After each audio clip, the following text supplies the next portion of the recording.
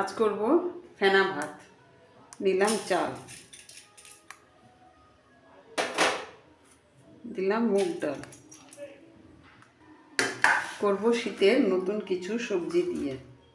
দিলাম ফুলকপি, আলু, বিনস, গাজর, পরিমাণ মতো জল,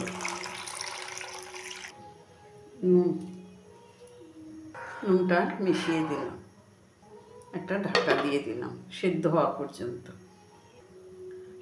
দিয়ে দিলাম দুটো চেরা কাঁচা লঙ্কা।